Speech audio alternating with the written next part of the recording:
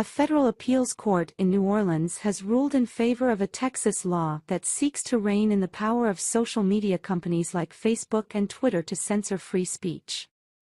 The decision by the Fifth U.S. Circuit Court of Appeals in New Orleans, PDF, handed down on September 16, upholds the constitutionality of a Texas law signed by Governor Greg Abbott last year and delivers a victory to Republicans in their fight against big tech censorship of conservative viewpoints. Today we reject the idea that corporations have a freewheeling First Amendment right to censor what people say, U.S. Circuit Court Judge Andrew Oldham wrote in the opinion. Because the district court held otherwise, we reverse its injunction and remand for further proceedings, Oldham added, setting the stage for a showdown in the U.S. Supreme Court. Joe Resinello. Big tech, baby. Listen, Joe, we have to try as best we can, I think, right now, any victory whatsoever, anything that pushes back, I think is something to celebrate, be encouraged by, okay? And that's what we're going to talk about tonight at the front line with Joe and Joe Pasillo and Joe Resinello. We are going into the breach, brothers and sisters, on the Crusade Channel, always on air and always online at crusadechannel.com, the last live radio station standing. We always ask, make sure you visit the website at crusadechannel.com, kick the tires, look under the hood. You're definitely going to want to become a subscriber. And wherever you can help Joe and I out on social media, please do, with a like, a subscribe, a share, whatever. So yeah, Joe, this is going to be a good conversation. And we're going to talk about a couple different things. We'll talk about big tech. They just got punched in the face. Okay. And we don't mean that literally, but legally, by a judge, the way it's supposed to happen. They got pushed back, and I consider it a victory. I know you do. We're going to talk about that. Also in along the lines of tech, Rumble came public. Okay. And I think that, we're going to talk about that. I think that that's a very big deal. Immigrants, I'll tell you what, Joe, I become a subscriber to the Babylon Bee. You want to know why? Because we need more humor in our lives, and Babylon Bee makes me laugh. And we're going to talk about, they had a nice take on some everything going on with the immigration problem at the border. Now, and we're going to end on a serious question, Joe. Again, we talked about it over the last couple of weeks. You got conservatives that are not exactly promoting conservatism. Okay, if you ask me my opinion and what it means to be a conservative. Ben Domenech, the editor of the Federalist, he seems to be getting downright angry with anybody that doesn't agree, or any conservatives who might push back or say, I'm not supporting, in this case, gay marriage. So we're going to have to talk about that, because we need to know the enemy, Joe, but we need to know what exactly we're fighting for. So I think it's going to be a good conversation. With that, Joe Resinello, a court ruled against social media. Let's play a clip. We have I'm sorry. We played the clip. And they ruled against social media companies in the censorship fight. Okay. And with that, I'm going to hand it over to you. Well, this is good news. I mean, I think the first move, if DeSantis or Trump was to win in 2024, is to bring in antitrust laws and break up big tech. Has to happen. But it goes to show you, it takes time. But just as Obama was not successful in the courts, and he was not, and we've talked about this time and time again, I don't think they're going to be successful in time. And this shows it. This is going to go to the Supreme Court, and I'll make you a bet. I bet you they win. I bet you they win. And I'll tell you what, like I said, if a DeSantis or a Trump were to win in 2024 and they get the House and the Senate, Joe, you break up big tech, you break up the platforms, you break up Apple, you break up Google, you break up Facebook. Boom. You know what I'm saying? I'm not saying that's the answer, but I'll be honest with you. They're a big part of the problem. I mean, Joe Rogan kind of explored that when it came to Facebook and the laptop, big part of the problem. So I think this is definitely good news, and it's spot on, actually, and it's a matter of time before it comes to fruition. Well, that's the thing, and like we've always said, just want to greet a couple people, Joe. Vicky's here in the chat room. Country Dixie. I haven't seen either Vicky or Country Dixie in the past, so hopefully they're new. Carl's with us. Ethel's back. Ethel said, Joe P., you lost weight. You look great. Thanks, Ethel. I appreciate it. But here's the thing: is what they're going to argue is that what they do within on their platform, even if that means they won't call it censorship, they'll call it whatever they'll call it. They'll call it censoring hate speech. I guess that's how they're going to describe it. Well, then they have a right to do that. But then on the other hand, okay, then they're not a free speech platform, so they're going to have to be forced, I think, to decide what it is that they are. Like I said a million times here at the front line with Joe and Joe. Joe, they came public. Take Twitter, take Facebook. They came public as open platforms, and they evolved deliberately into something different. Okay, where now they become a political arm of the Democrat Party.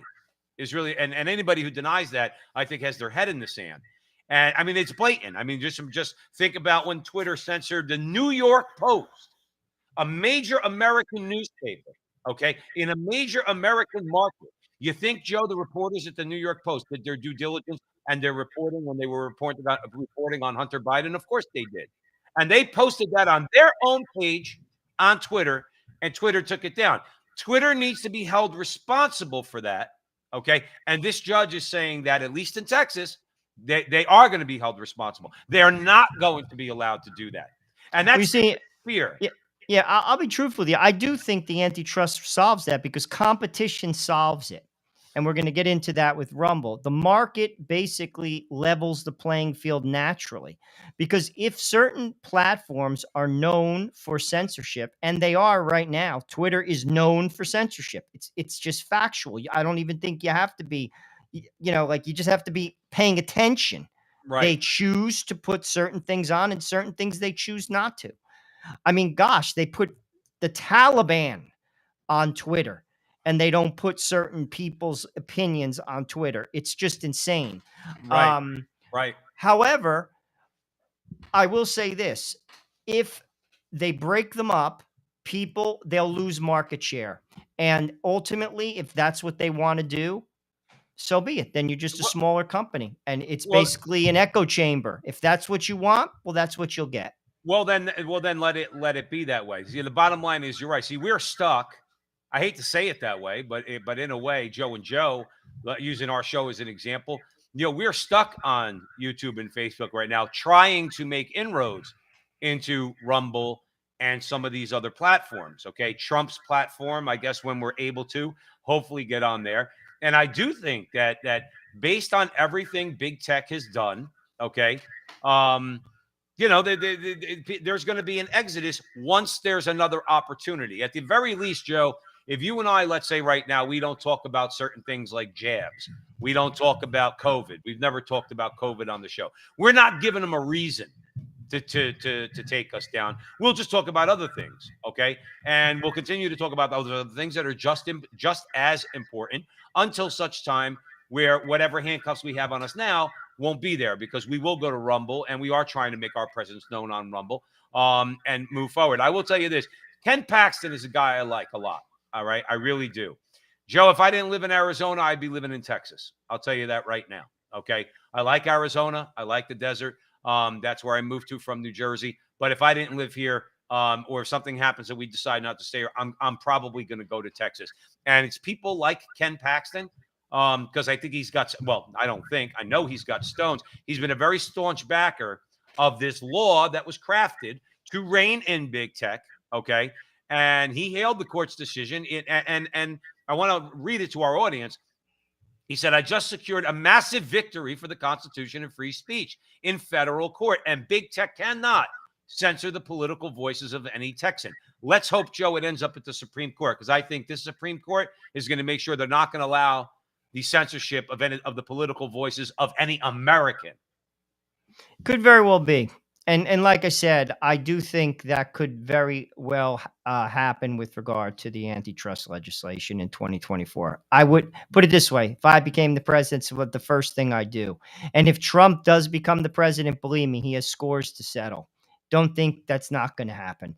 I mean, they basically gave him a beating, in plain English, and don't think he's not going to swing back if he is the president, if he becomes it. So we'll see. We'll see. I think we got to talk about Rumble. It's grown in some market share here. I think that's important to note. Well, yeah. I mean, now you have a platform that's been basically dismissed by the left as being something that's not going to get that's just for right wingers. No, Joe, let me tell you something. You have some very middle of the road, politically middle of the road people out there that had very strong views on vaccines. Let's say, if you want to talk about, we're not judging the vaccines, but they have very strong views on vaccines. They have very strong views on COVID. They had very strong views on election integrity. Let's put it like that. Okay. Very strong views. They're getting censored too. They're not right wingers. People that were just asking normal, commonsensical Joe questions, okay, were taken down. Rumble is going to be a place where, hey, listen, man, I don't like communists. I don't like what they have to say. I think that everything that comes out of their mouth, generally speaking, is evil, at least as it pertains to communism as a worldview. Okay. I'm not interested in Twitter or Facebook or YouTube censoring them. Just like I'm not interested as a Roman Catholic. I'm not interested in any of those big tech companies censoring censoring atheists who attack the church. We don't have thin skin. We don't go crying to mommy, in this case, the government. Okay. We don't go running to teacher. We get out there and we let our views be known and we confront those bad ideas. Joe, why can't they do the same? Because they'll lose. Well, we know that. That's why, Joe, it's all built on sand. I mean, that's why they can't. I mean, like I said, if the GOP, and they're far from perfect, was given a fair shake, let's be honest, if the news media wasn't corrupt, gosh, they wouldn't win anything. I mean, they wouldn't, because it's all built on crap. Joe, let's Joe remind our audience out here on the Crusade channel, always on air and always online at crusadechannel.com. You're with the Frontline with Joe and Joe. Remind them. Now, again, I'm in Arizona, so I could say this firsthand. Speaking precisely to what you just said, Mark Kelly will not debate Blake Masters in a senatorial debate, and Katie Hobbs has said she will not debate Carrie Lake in a gubernatorial debate. Why? Because the press is going to do it for her. Well, they're going to lie. They're relying on the press to give them cover, because they're not going to stand up in front of a reporter who's going to ask Katie Hobbs, "Are you in favor of abortion up to the day the baby's born?" She can't. She does support that. She's another disgraziad Catholic, by the way. She does support that. Okay, she can't get up there in front of the people of Arizona. She's just going to have the press keep calling Carrie Lake an extremist, while at the same time she is the extremist. But my larger point is, Joe, we know that they won't get elected dog catcher if they actually have to stand up in front of the people that they want to vote for them and tell them what it is that they believe. There's no doubt. Joe, every time, and we talked about this offline, every time in New Jersey they pull some radical abortion and or radical education bill, it's like on Friday at 5:05, because they know even Democrats are not for that. They can't do things in the light of day when it comes to those ridiculous ideas, because they are ridiculous. They are simply ridiculous ideas, and they don't resonate with the American people. Again, I'll cite Van Jones. He has said this on CNN. You're not speaking the language of the common man. You're not. That includes Democrats. And frankly, like you said, people just got to wise up. The key to this, Joe, is people have to start connecting the dots. I think many people are starting to a degree, but we're not there yet. Every middle class to working class poor person in America has to get through their head that the current DNC platform does not benefit you, particularly from an economic perspective. They have to get that through their head, and it's only going to get worse as socialism gets its claws deeper into the American mainstream. Wow. Now, if you're a rich person and you want to go along with this and you're above the fray, your life is insulated, I'll disagree with you, but you can have an argument. I'll disagree with it. But if you're in the middle, or you're in a working poor family, which means people are busting their ass, two people, to barely eat. And there's a lot of people in America that are in that group.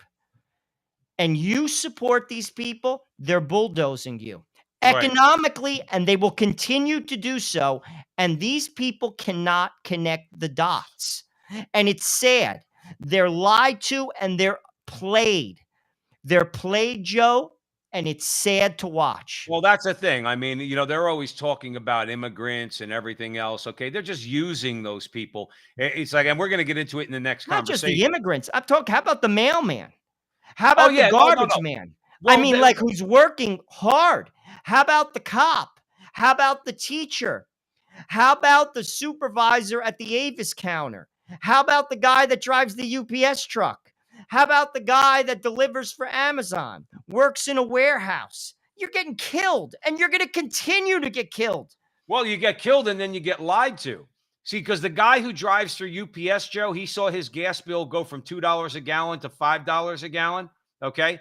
And then he sees this so-called president get up there and turn around and say inflation's coming down. Oh, You that's jacked it embarrassing. up, moron. Dude, did You're you the one who see? sent it through the roof. And then when it comes down a little bit, because you're trying to strategize for the election, you take credit for bringing down inflation. You caused inflation, you and your stupid puppet master's policies. Do you see this? I saw a clip of it today on 60 Minutes. Joe Biden get interviewed about the inflation number. Go Joe, ahead. even I'm the dying people to who are interviewing them, they have to almost be like, Mr. President, wait a minute. Like, because it's just, Joe, it's imbecilic. It's right. idiotic. He's like, you do realize, he's like, I get it. But you do realize it plateaued. The number 8.3, the guy's like, it's the highest inflation in 40 years, Biden. He's like, I get it, but it's plateaued. Oh, great. Plateauing is not Joe, it's helping me pay the insane. bill. It's insane. You So watch you know this, what my dude. you know what my you know You're what just my like, you electric watch this, and this is what I'm talking about. The middle class and through the working poor. If you think that this man is going to help you economically, you're high. You're not paying or attention. Joe, let's be a little charitable. They're not, but that's one of the reasons why we're talking about big tech. And again, we could tie that into the media. They're never getting the full story. They're never getting. Now, Joe, many I people think, to do be and honest don't with you, care. they don't want to believe the full story. People Okay. block it out. Like, you're right. That's true. But all you have to do is turn the page a little bit. It's there. The numbers are there. I'll tell you how you know you're not getting the full story. You go shopping on Saturday and your bill jumped from $160 to $230.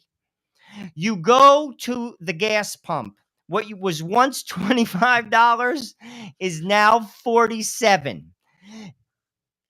And then everything else, because gas, what's it called, is up outside of food. Right. Everything is up. Right. And that should make you think. Do you think it's going to get better? No, it's not. Right. It's only going to get worse. And this is what I'm talking about. Forget about the social policies. Let's just talk dollars and cents for the middle class to the working poor family in America, from Hawaii to Maine. If you care about your finances, know this and get this through your thick head. These people do not support you. They support people who are upper middle class and above, economically speaking. Don't listen to the rhetoric. Look at your checkbook. Look at your bank statement. And there's your answer. And Right. it's not going to get better. And if you're comfortable with that, okay, what can I say to you? There's nothing I could say. There's nothing I can say. And sadly, some people, Joe, they rationalize that away because they live in a lie. They're not married to the truth. They rationalize their bull crap away. Meanwhile, they're getting bulldozed. And No, it's you're sad right. to watch, Joe. It is Well, simply pathetic, actually. It's well, pathetic. hopefully we could get some. Again, there's some people, Joe, like you said, they're totally fine with it. And go ahead, vote Democrat if you like all this. If you think that Donald Trump calls this and you're going to believe Joe Biden's lies, go ahead, do whatever you want. But there's many, many, many, Joe, millions of people out there that don't get the full story. I think, me personally, that this Rumble IPO is a very good thing. And just to touch on it real quick, there's a couple things here. They went public. Okay, I think they're going to raise about $300 million. Okay, in this this SPAC IPO that they've done. Joe, interestingly enough, I didn't know this. Rumble has an antitrust lawsuit against Google for $2 billion. Good. That's something to keep our eye on. Okay. I really want to keep our eye on that because that would be huge. If they take Google to now, $2 billion is like $2 to you and me. Okay. $2 billion for No, Google. to Google, you mean? Right. But if they take them for $2 billion and it sets a precedent, guess what? They could be the catalyst for more lawsuits. Okay. And breaking these companies up so that, yes, I hope that YouTube gets broken up into 10 different companies. And the conservative Catholic YouTube is one of them, or the conservative YouTube is one of them. And I'll go on the liberal sites to see what they're saying because I want to stay informed about what they have going on or what they're saying. But the bottom line is, I think that would serve the public well. There's no doubt about it. And again, the sad part about it is it becomes just an echo chamber. Just like sadly Fox is an echo chamber, just like sadly CNN is an echo chamber. The idea of these platforms it was a place where people could voice their opinion. You can't even do that. It's sad, but the answer is antitrust. Rumble getting bigger, giving competition to YouTube, I think is a great thing. And frankly, I think as time moves on, you're going to see a lot of that. And I'll tell you this, if Donald Trump is to win in 2024, if I was Zuckerberg, I'd start selling stock. I really would, because I'm going to tell you right now, he's coming after you. I would be shocked if he didn't. And guess what? And you know what we'll get if Trump gets elected again, or DeSantis? All right, because I do trust DeSantis on this issue too. We get another 4 years of good judges. That's right.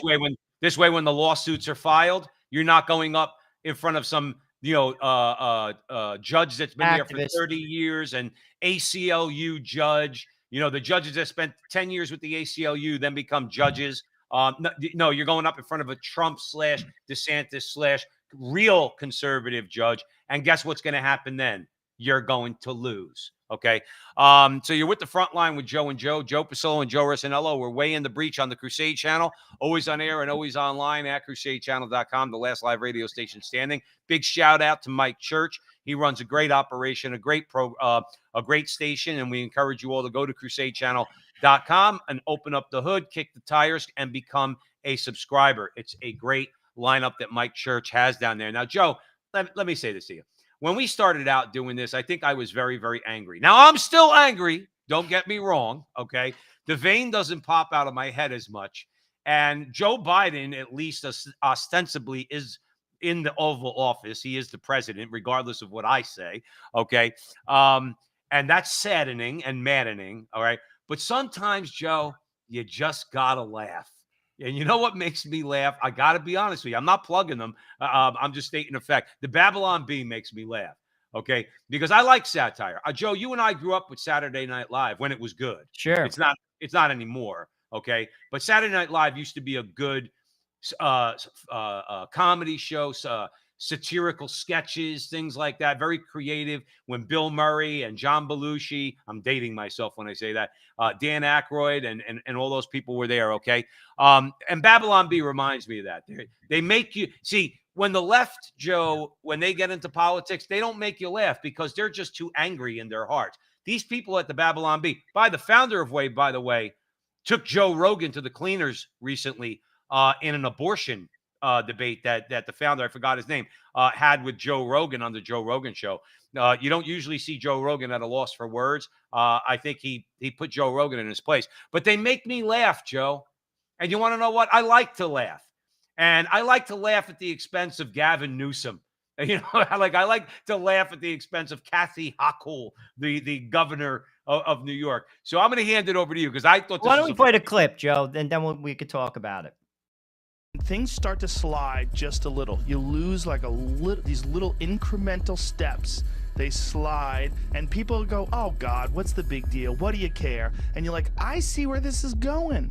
Like it's going down that way. This is not going to stop. It's sliding." Oh yeah, and you saw it in LA, and the move from LA being a pretty safe, fairly nice city, suburban in orientation, to just overrun with horror shows is really it was a lot faster than I thought it would be. But it's sort of you're right. It's a gradual decline, and then it's just off a cliff. Los Angeles is rapidly falling off a cliff.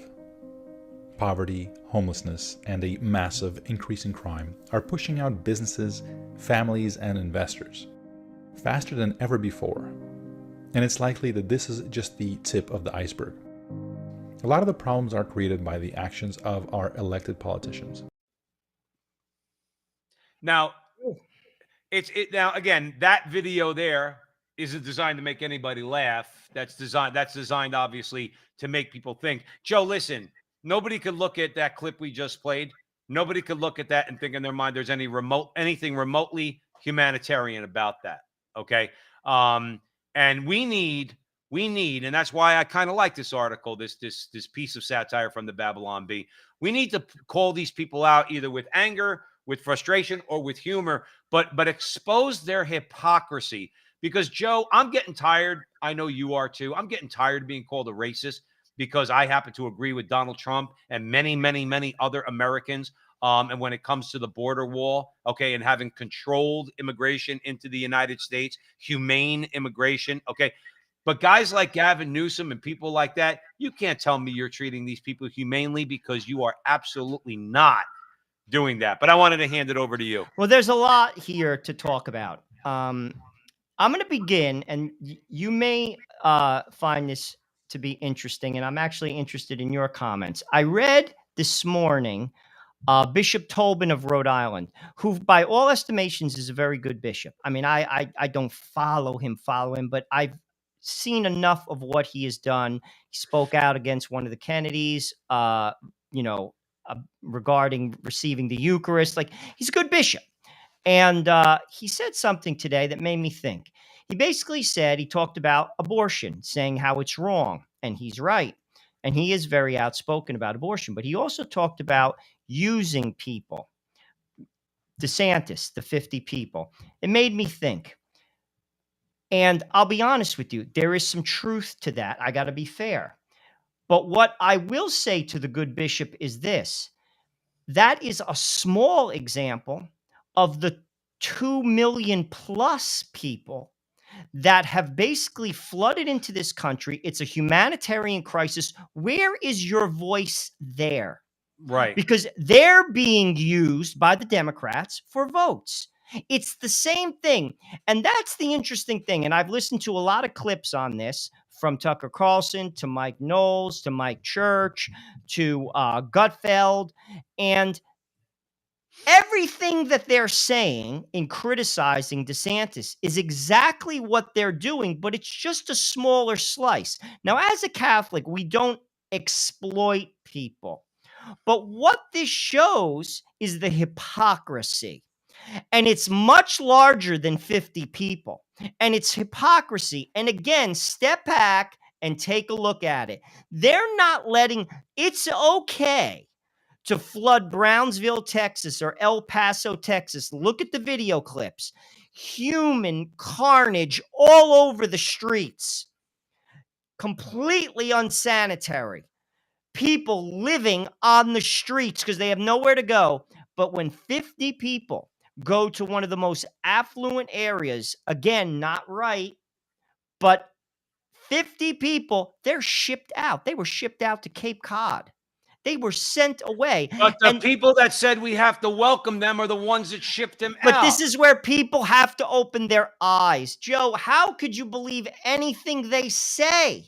This is why, again, the good bishop should be speaking out about what's going on in Texas and in Arizona. He's not, because they're being used, sir, in fairness and with all respect, for political power. They want them to vote. They want them to vote. If you cannot see that, this is not about humanitarian reasoning, why you're letting these people in. That's the first point. And this is the second point. And I'm not bucketing DeSantis in with this because he's not the president. I don't know his heart. But I'm going to make a general comment about the Republicans and the Democrats when it comes to immigration.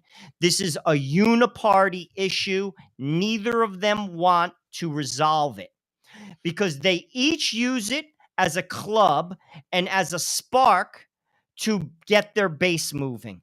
They Right. do not want to resolve immigration. The GOP doesn't want to resolve it, nor do the Democrats. Well, the Republicans don't want to resolve it because when the black kid in the inner city wants to go get a job and he's an American, okay, he does not want to work for $12 or $13 an hour.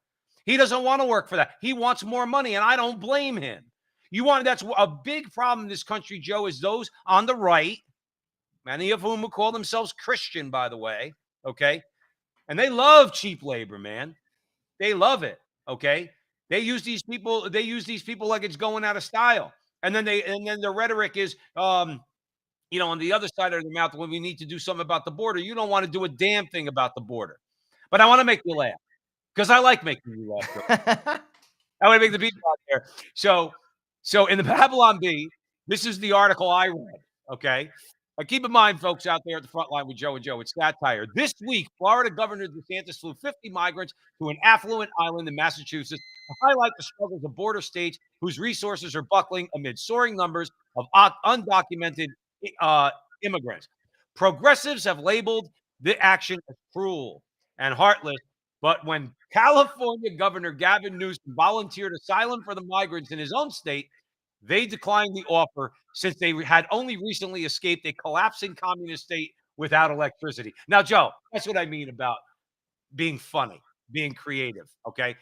They take it now this is a call it a tragic issue. I think it's an issue of justice. I think these people are being treated unjustly, okay? And by a number of different people. But sometimes you got to get to the truth of things by using some humor and laughing. You want to know what? Babylon Bee's using a little humor, but they're not wrong. They're not wrong. Some of these people are leaving, let's say, for argument's sake, Venezuela. Why on earth would you want to go to Los Angeles based on that clip you just played? You're like, I'm going to come to this hellhole? You don't have electricity, and why? You got people living on the street, defecating on the street, mainlining heroin on the street, and that's where you want me to go? So they're using humor, but they are striking a chord because it's true. Who the hell would want to go to California? Well, I'll bring up another point of the Martha's Vineyard situation. This is something Father Lewis, who encouraged us to start this show, basically said, and he's spot on. And I've referenced it on many shows. If people, whether you have $1 to spare or $100 million to spare, and there are people who do have that much money, all stuck their hand in the ring to help people out, there are no homeless people, Joe. There is no need for even a governmental structure to help people. And what I kind of sit there, and the hypocrisy is, here is a place where the average home price, the median home price, is $2 million. Barack Obama, not to pick on him, lives on on 30 acres of land, $12 million. He bought that property from the co-owner of the Boston Celtics. This is the type of money we're talking about. This is not like I bought a house in Seaside Heights for $800,000 money. We're talking about bucks, big bucks. Do you know that they talk about these people? They say we're a sanctuary state. We're for you. We're this, we're that. How about everyone bucking up a couple of bucks to help them out, to get them settled? Listen, Mike Knowles said this, and he's 100% right. The master stroke in all of this would have been Barack Obama saying this: you know something, guys? Come live in my house. It's 50 of you. I got 7 bedrooms. I got security. It's paid for by the United States of America. It's paid for by you. So I'm going to bring you in, and I'm going to feed you until the state of Massachusetts comes in and finds you a place to live. He would have shut this down so fast, their heads would have spun off their neck. He missed it. But you know something? There's a lot of people all over the place, particularly in Martha's Vineyard, who could buck up a couple of dollars to help people out. And they got the money. And they talk a lot about, what's it called? Sanctuary state. We're for immigration. We're for this. We're for that. We're for this. Well, what are you doing about it? Nothing. Right. Zero. And I'll tell you this, as Catholics, That is how we are going to be judged. Christ says it. People, you may not like what I'm telling you, but Jesus Joe, says let it me. very clearly in the book of Matthew. And not everyone has big money. I don't live on a 30-acre estate in Martha's Vineyard, but I do have a couple bucks to spare, and I try to help. If everyone did their part, there is no more homelessness The in America. problem, Joe, with doing, look, in my heart, I agree with you. The problem is that when you talk about homeless, or you talk about immigrants, or you talk about people who are drug addicted, who are suicidal, these people are all useful on one level or another to the oligarchs, to the elite. Okay. They don't want to find a problem for homelessness. No, if but you I'm really talking about people, grassroots yeah, but charities. where are people? But people need some sort of an organizational structure to give their money to that. Let's say, for argument's sake, look at the Franciscan Friars of the Renewal. Okay, now, but in their own way, they're up in the Bronx. Okay, they invite in men who have addictions and other problems. They help them to get back on their feet. It's not regulated by the government because they don't take any government money. Okay, but we could do that on a wider. On a much broader scale, okay? We could use that model, Joe. The problem is that model, it works too effectively, okay? And oligarchs and people like that, they want people on the street. No, I would agree, but forget about them. I'm talking about people. Grassroots charities work the best. I know a woman. She's from Avalon by the Sea in Connecticut. I went to Haiti with a group of people with the Franciscan Friars of the Renewal. Marianne has picked up the baton on that. She goes to Haiti twice a year. She provides 3 meals a day to a school in a very poor neighborhood. She provides medical assistance hand to hand. She took it upon herself. She's a wealthy woman. Her husband is a doctor, and she's doing something. Now, what the answer to that is Jesus saying to her when she walks into the gate, "Well done, good and faithful servant. You have been given much, and much was expected of you, and you came through." Well, we could do similar things like that. I think so. When I used to go to India, Joe, I used to go with 2 to 3 grand, and I never solicited a dime. People would just hand me money. Hand it to me. Where you going? I'd be working with somebody. Someone would say, "You're going to India?" Yeah, I always go right before Christmas. I go, I was single. Here's $250. Oh, you're going to India? Here's $50. People on the train used to give me money. That's hand to hand. I agree. That's how you do it. All the rest of it, I'm not giving the government a dime to do anything. They don't get it. They can't run the post office. But then we have to figure out ways, and we need to be creative. Like But there's a saying. Mother Teresa used to say that about priests and the clergy. Don't wait for them. Do it yourself.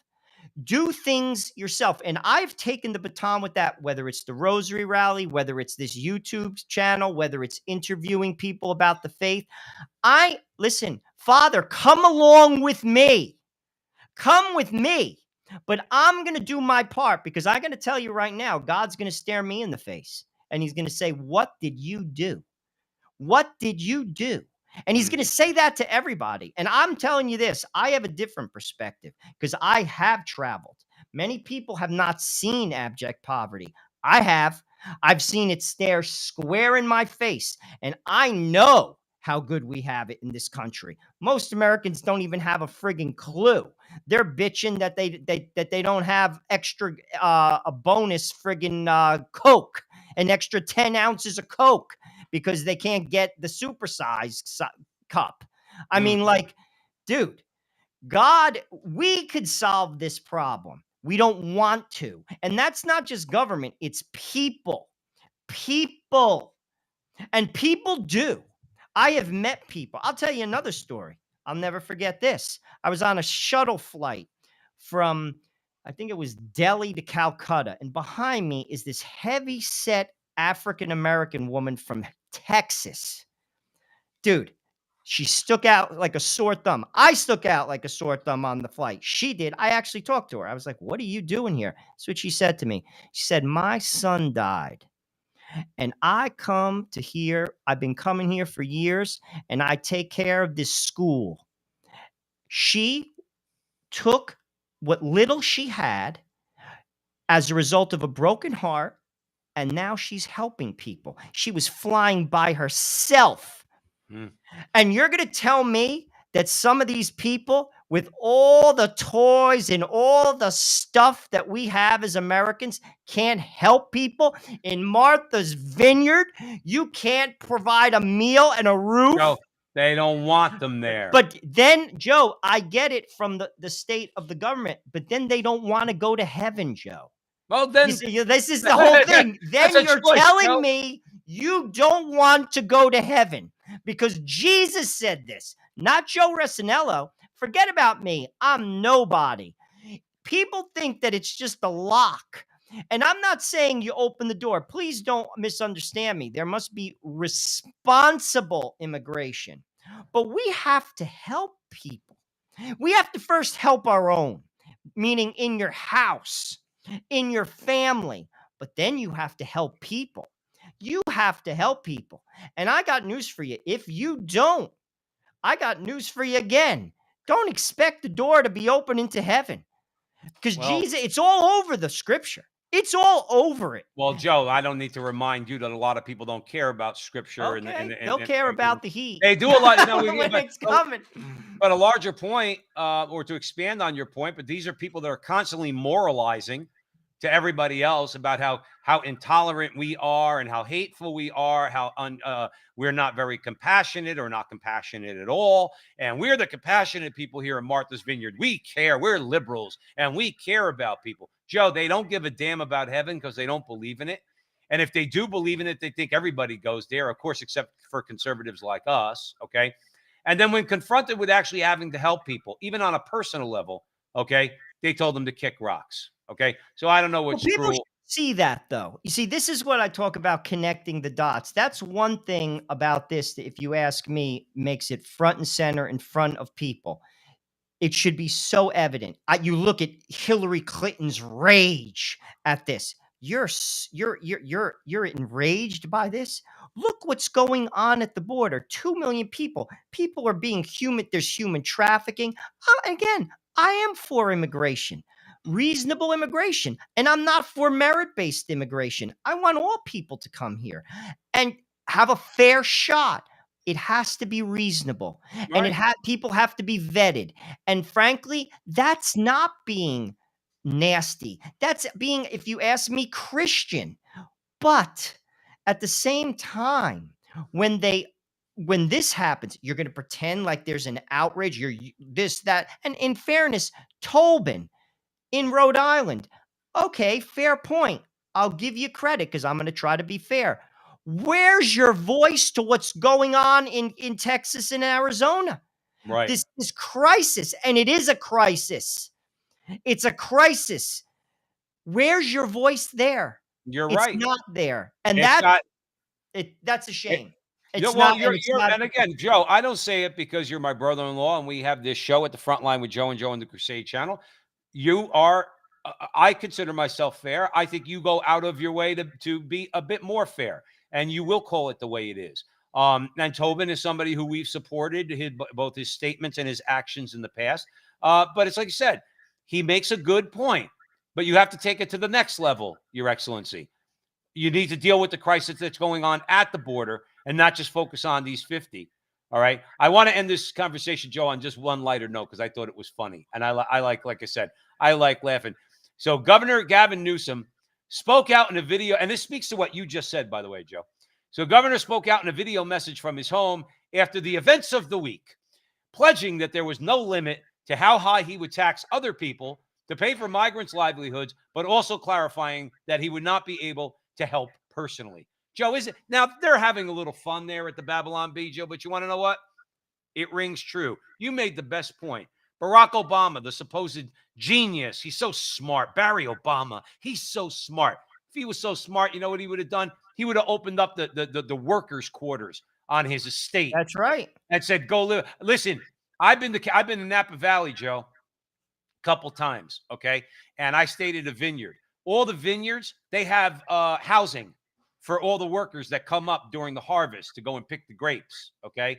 In other words, and I guarantee you Obama could have plunked down a few dollars or get some of his guilty rich liberal friends, okay, to plump down a few dollars. They could have had some sort of housing set up there in a day for those 50 people, at least to give them shelter or whatever the case may be. He would have come out with a statement that said, well, I'm Barry Obama, and I'm going to help these people until we could find out a better path for them. Genius that move would have been. But guess what? Guess what? You came up with that genius move. No, Mike Knowles did, in fairness. I just... All right, in fairness, Mike Knowles did, but you were talking along the lines of the same way. And super genius. You remember, Joe? Remember like Wile E. Coyote? All right. Wile E. Coyote was super genius, right? So Barack Obama is super genius, okay? But he didn't come up with it. You want to know why? Because he doesn't care. Well, these dudes don't get it. I remember, I know we want to talk about Ben Domenech, but just we will. When in Staten Island, when there was the hurricane, I forget which one, and basically New York let these people go for like 3 to 4 days, no electricity. And finally, Bloomberg, this is in his third term when he was getting crazy, shows up with his like Tom Cruise, I'm a pilot, leather jacket on, pretending like he's like a normal person with his like 50 bodyguards. Dude, he was cowering behind them. They booed him out of the area. All that dude had to do, you see, they don't understand people because they don't live with people. They're not us. They don't know what we deal with. They don't go on the bus. They don't know what normal people cope with every day. All he had to do, he's worth what? $50 billion. He spent $500 million on a presidential campaign. How about this? You don't have electricity? Every day, I'm going to send food trucks to your area. I'm going to serve oatmeal and coffee, and I'm going to go and serve it. And all I'm going to do is talk to you and listen to you. Dude, he's a hero. He's a friggin' hero. It costs you nothing. It might cost you $10,000 out of your own pocket. They love you forever. Right. They don't connect the dots because because they're not one of us. They're not one of us. Well, that's what someone... None of them are one of us. They talk about Joe Biden like he's one of us. Joe Biden, so what? Look, the only level at which you could even say you're one of us is because you grew up in Scranton. You've been a senator since you're 29 years old. You're not one of us. Bloomberg made $50 billion. He's not one of us. Gavin Newsom is from a very wealthy family. He's not one of us. Nancy Pelosi's never been one of us. None of them are one of us. Yet they claim that they could tell all of us how we should live our lives and all the wrong things and all the wrong views that we have. Now, one of the wrong views that many of us still hold, according to the liberal intelligentsia and the liberal elites, is, Joe, I am not in favor of gay marriage. I am not in favor of it. I never will be. Okay? And now you've made a point on this show before about marriage, and I'm going to let you expound on it, okay? But our friend Austin Ruse in Crisis Magazine, he wrote an article, and basically, and I think it's a good question. I think it's a really good question, okay? Is gay marriage back on the political agenda? And you want to know what?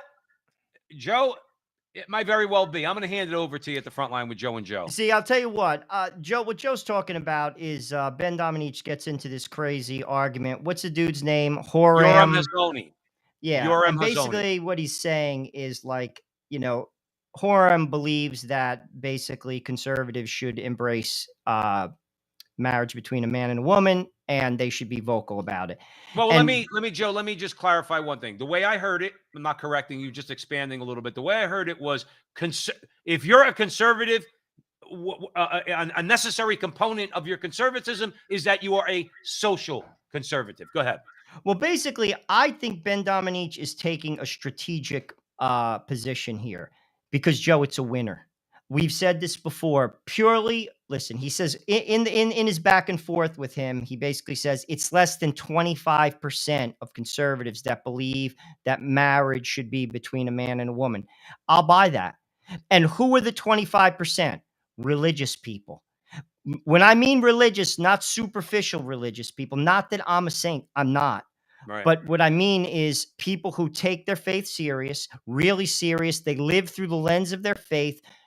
Orthodox Jews, practicing Muslims, Orthodox or traditional Protestants, if there's such a thing, but you know what I'm saying. There are Uh, there are traditional Protestants. and maybe Southern Baptists, Methodists in the South, and Catholics, like daily communicant type Catholics, rosary, who basically read scripture, understand what the church teaches, and live by it. Right. Outside of that, same-sex marriage, let's face it, people, has won, just like divorce has won. Divorce is a mortal sin.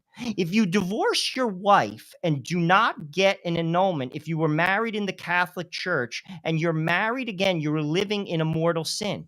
God said that. I didn't. I'm just telling you what the church teaches forever. And society has accepted this. Just like society has accepted not going to church on Sunday. That's a mortal sin, Joe. Objectively speaking. Now, again, what is a mortal sin? Grave in nature. I know it's grave and I do it anyway. Some people don't know it's grave. I'm not going to judge your heart and I'm not going to say you're going to hell because I don't know. I'm not God, but I could speak objectively the church as it teaches it. It's accepted. And same-sex marriage has won the day in America. Face it, everyone. It's part of the mainstream. Well, let me ask you a question. What happens? Let me ask you this. So Mississippi files a lawsuit. Okay. They take an abortion case to the Supreme Court. The Supreme Court lays out all the legal reasoning why Roe versus Wade ought to be overturned and Casey, and they overturn that and it goes back to the states. Okay. Now, this is an objective question, Joe Resinello. Okay.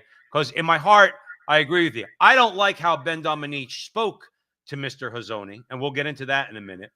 I do agree with you that politically speaking, Domenech is probably right, but I'm not going to go with what is going to be the winner.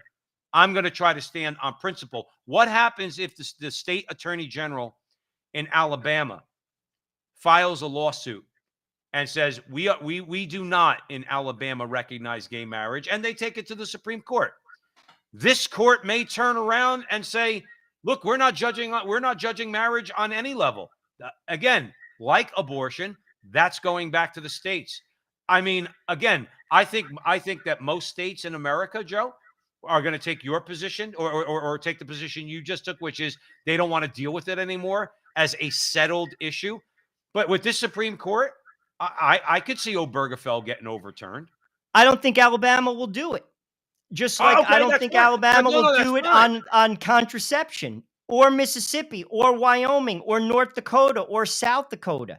Joe, we're not there yet, and I'll tell you why. The sexual revolution has done an incredible amount of damage in America, and we have to go a long way before we get to that point. Even the most conservative states in the country, if you said, I'm banning contraception, which, by the way, the church is not for if you're Catholic, you are laughed off the podium. You're right. Not winning anything. And I'm willing to bet, as it stands right now, sadly, I'm just being a realist because of the damage done because of the sexual revolution. Dude, they're not doing that because these men and women want to keep their job. They're not about the truth. Very few of them are public servants chasing after truth, looking out for people's soul. Get lost. I want to keep my job. I like my power.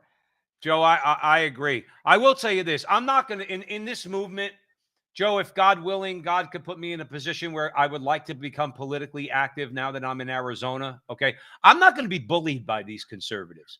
Okay. Now, Ben Domenech, let's face it, he's more libertarian. He's married to Meghan McCain, from what I understand. So she represents more of the establishment part of the Republican Party. All right. But here's what he said. Now, Joe, this is what bothers me. And then I'm going to throw it back to you for a comment, and then we got to go. He shouted, according to Austin Ruse, he shouted at Hazzoni. He said, I want you to understand this. We will beat you. We are beating you. We are destroying you in terms of the polling. Like there's no basis for an anti-gay marriage conservative movement. It doesn't exist. And as you said, Joe, I mean, it's less than 25%. You're losing this argument. You've lost this argument. I don't know why you want to go back and fight it. Then here's my point to Dominique. When your effing society crumbles around you because you give in on all these social issues and you wonder why it's happening, Ben, okay, then look no further than the mirror, because you wouldn't stand firm against something that I'm sure at one point you were opposed to. He doesn't see it. And a lot of people don't see it. And some people play it purely by not principle. They're talking purely for politics and power. And that's not going to solve the problem. And society is crumbling. Society is crumbling. Well, it's not when, it is. Joe, because of the sexual revolution. Oh, of course. But most people don't see that. That's, again, an eye-opener to people. They don't connect the dots. Look how many people go from relationship to relationship to relationship. It's rinse and renew, the same behavior again. Rinse and renew, the same, as if something different is going to happen. They don't connect the dots. Joe, societies that are not based upon Judeo-Christian values don't last. And they don't. They don't. And you could say, well, there's Muslim societies. They exist through violence and fear. Go to Afghanistan and see how it is to live. Go to Yemen. Go to Pakistan. Go and see in those villages how the rule of law is administered. It's fear. But when you have a just society, it's based upon a Judeo-Christian foundation. Well, hopefully, and we don't have that. Well, we don't have it. We're going to turn around. Let me leave it on a hopeful note, okay? Very quickly, because we only have about a minute left. So you have mostly young national conservatives. They met at this conference. When Josh Hawley, Rubio, Rick Scott, DeSantis, okay, when they were talking about wokeness, big tech, and all that, they were standing ovations. Riley Moore, the state treasurer of West Virginia, he got a standing ovation for announcing that his state no longer allows woke BlackRock capital access to its investment money. Okay, so I think that's important. Joe Rigney, president of Bethlehem College, says you cannot separate the T from the LGB, and he's basically saying, conservatives see transgenderism as a winning issue, but they see gay marriage as a losing issue. He's saying you can't do that. And Austin Roos's point, Joe, is that gay marriage is very much on the table. Okay, now we'll see how it happens. I do like the way, who was it?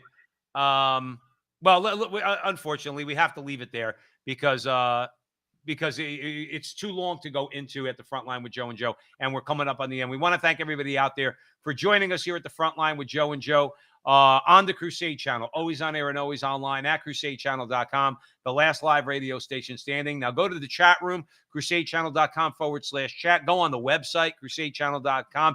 Immerse yourself in the Crusade channel. I'm a member.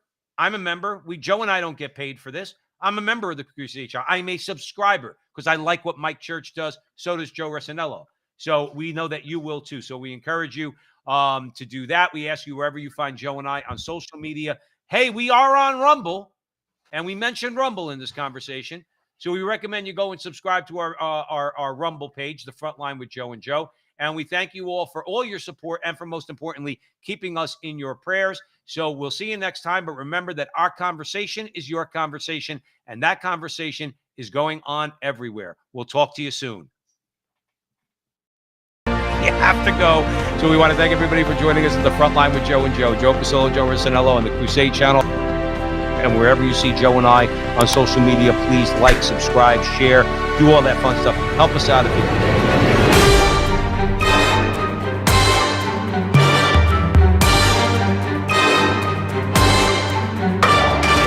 Remember, until the next time, that our conversation is your conversation, and that conversation is going on everywhere. We'll talk to you soon.